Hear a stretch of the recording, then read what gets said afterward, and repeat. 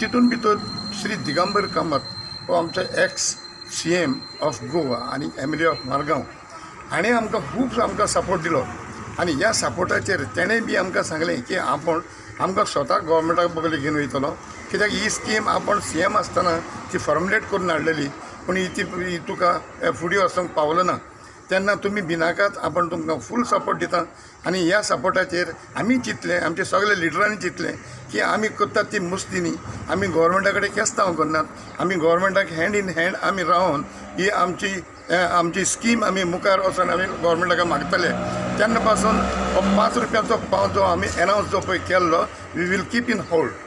मजगतीं बेकायदेशीर चलपी पावांच्यो भट्ट्यो आनी नोंद नाशिल्ले पाव विकपी सायकलीचेर कारवाय करची म्हूण रोलंड मार्टिन्स FDAच्या संचालका मुखार पावलो. Goa Can has written to the Director of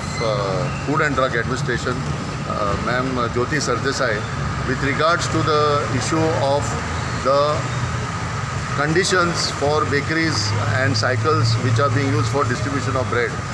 The issue of raising the price of bread is a secondary question when the issue of illegal operation of bakeries is taking place in the state of Goa. We are concerned that all outlets selling bread must display the FSSA license. We have requested the director to issue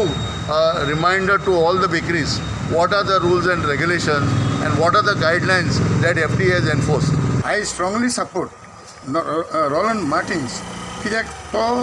जो हो movement जो फुडें घेवन वयता तो आमच्या बेकारांचेर तो आमकां ओपोज करना पूण तो आमकां सपोर्ट करता फॉर ए गूड कॉज.